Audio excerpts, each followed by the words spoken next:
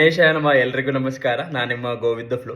ಈ ದೇವಸ್ಥಾನ 10-12 ಶತಮಾನದಲ್ಲಿ ಪೂರ್ತಿಯಾಗಿ ಕಲ್ಲಲ್ಲಿ ಕಟ್ಟಿದ್ದರಂತೆ.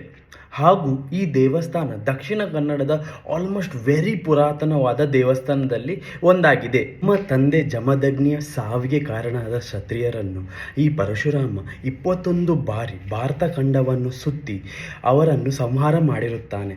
ಆದರೂ ಸಹ ಅವನ ಸಿಟ್ಟು ಕಮ್ಮಿ ಆಗಿರುವುದೇ ಇಲ್ಲ. ಇದನ್ನು ನೋಡಿ ಎಲ್ಲ ದೇವತೆಗಳಿಗೆ ಟೆನ್ಷನ್ ಆಗಿರುತ್ತದೆ. ಅದಕ್ಕೋಸ್ಕರ ಅವರು ಕಶ್ಯಪ ಮುನಿ ಹತ್ರ ಸಹಾಯಕ್ಕೆ ಹೋಗುತ್ತಾರೆ.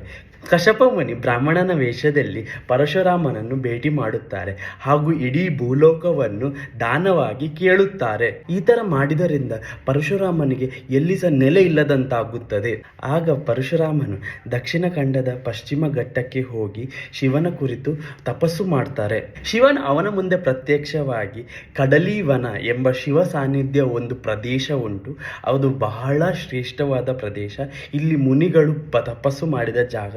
ಇದನ್ನು ನೀನು ಸಮುದ್ರ ರಾಜನ ಹತ್ರ ಕೇಳಿಕೋ ಎಂದು ಶಿವನು ಹೇಳುತ್ತಾನೆ. ಹಾಗೂ ನಾನು ಮಂಜುನಾಥ ಸ್ವಾಮಿಯಾಗಿ ಲಿಂಗ ರೂಪದಲ್ಲಿ ಇಲ್ಲಿ ನೆಲೆಸಿ ನಿಮಗೆಲ್ಲ ದರ್ಶನ ಕೊಡುತ್ತೇನೆ ಎಂದು ಆಜ್ಞೆ ಮಾಡುತ್ತಾರೆ.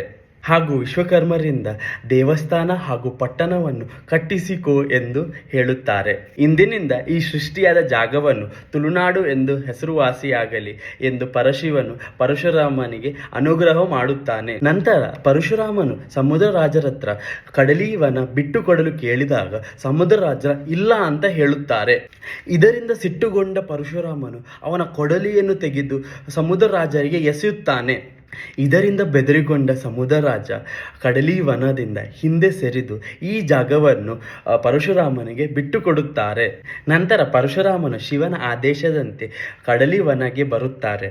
ಆವಾಗ ಶಿವ ಮತ್ತು ಪಾರ್ವತಿ ಲಿಂಗ ರೂಪದಲ್ಲಿ ಪರಶುರಾಮನಿಗೆ ದರ್ಶನವನ್ನು ನೀಡುತ್ತಾರೆ. ಮತ್ತೆ ವಿಶ್ವಕರ್ಮ ದೇವಸ್ಥಾನ ಹಾಗೂ ಪಟ್ಟಣವನ್ನು ಕಟ್ಟಿಸಿಕೊಡುತ್ತಾರೆ. ಕಡಲಿವನ ರೂಪಾಂತರವಾಗಿ ಈಗ ಕದರಿ ಎಂದು ಹೆಸರುವಾಸಿಯಾಗಿದೆ. ಇದು ಕಥೆಯಾಗಿತ್ತು ಕದ್ರಿ ಶ್ರೀ ಮಂಜುನಾಥ ಸ್ವಾಮಿ ದೇವಸ್ಥಾನ. ಇದೇ ಥರ ಇಂಟ್ರೆಸ್ಟಿಂಗ್ ಕಾಂಟೆಂಟಿಗೋಸ್ಕರ ನೋಡ್ತಾ ಇರಿ, ಸಬ್ಸ್ಕ್ರೈಬ್ ಮಾಡ್ತೀರಿ ಗೋವಿಂದ ಫ್ಲೋ. ಧನ್ಯವಾದಗಳು.